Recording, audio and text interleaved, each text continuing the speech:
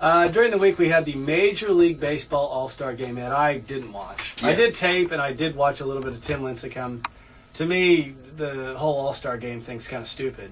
But I understand why they do it. Yeah. And if I were in St. Louis and someone gave me a ticket, I'm certain I would have gone. Yeah. It was actually, there was quite a production there. President Obama threw out the first pitch. Yeah, it was. Look, Steve, I've been very critical of this. You know, you win it, you get home field advantage. That's the dumbest rule in sports. But I agree. But I get it in that the guy, it was a well played baseball game, and I've been hard on the All-Star game the last 4 years or so, but. It's actually was well played. Carl Everett's jumping over the fence to rob. I mean, guys are going hard. I like the fact, and I think, unfortunately, in this era of multi-million-dollar athletes, you've got to provide some sort of an impetus for them to play hard because in the old days they made extra cash. I agree with you. How about guys, because they do get paid if they make it.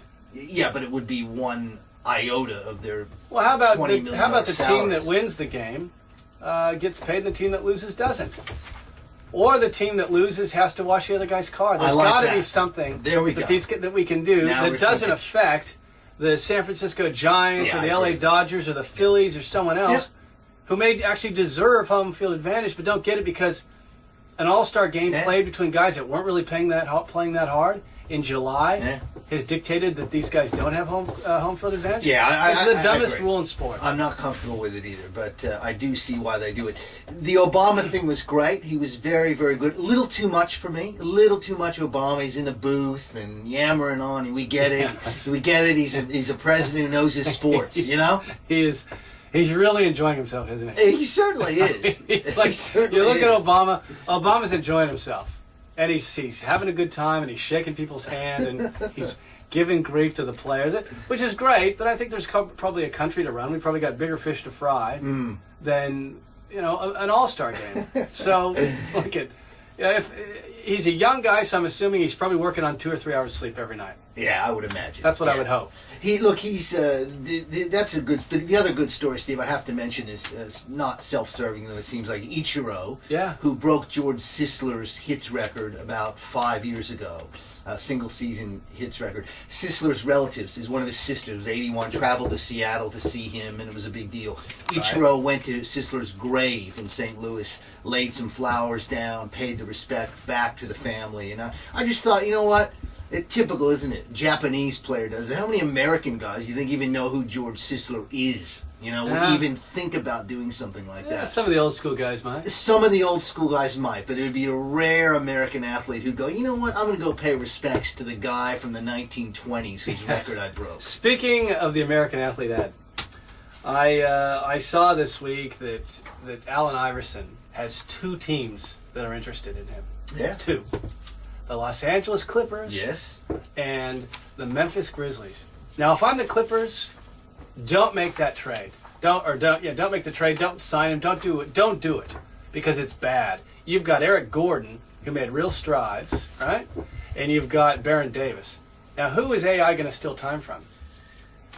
Nobody. Neither one of those guys. Bring him off as a 6-man or something like that. Great. Instant offense. But that's the whole thing about it. We're all when we're more trouble than we're worth, we're kicked to the curb. And he's a guy, for whatever reason, cannot seem to keep his ego in check. Doesn't want to sit on the bench. Doesn't want to be the 6th man. Wants to start. He's not a team player. I mean, honestly, think about it, Eddie. Detroit, he had that back injury last year, right? The back injury sidelined him.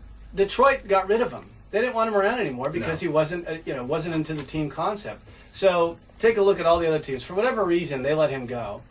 Think of the other teams that could have picked him up or would have picked him up because they need a little instant offense. But because he's such a malcontent, nobody likes a malcontent, Ed. Because he's such a malcontent and he's more trouble than he's worth, no one's going to sign him.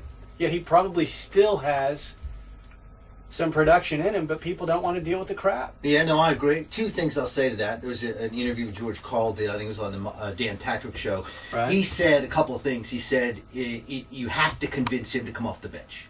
That you have to do that. He's not going to take Baron Davis' minutes. He's not going to take Eric Gordon's minutes. You're right. He has to be off the bench. That's the first thing Carl said. The other thing he said was interesting. He said Detroit ran way too many plays. He said they ran more plays than anyone in the NBA last year. They didn't fit him. And he also said that Iverson was a scapegoat. And as soon as he moved on pretty quickly, and then look how quickly Curry got sacked, the coach. It was kind of like, Iverson, problem, boom. Well, maybe there are some other problems there besides Allen Iverson. Now, that does not...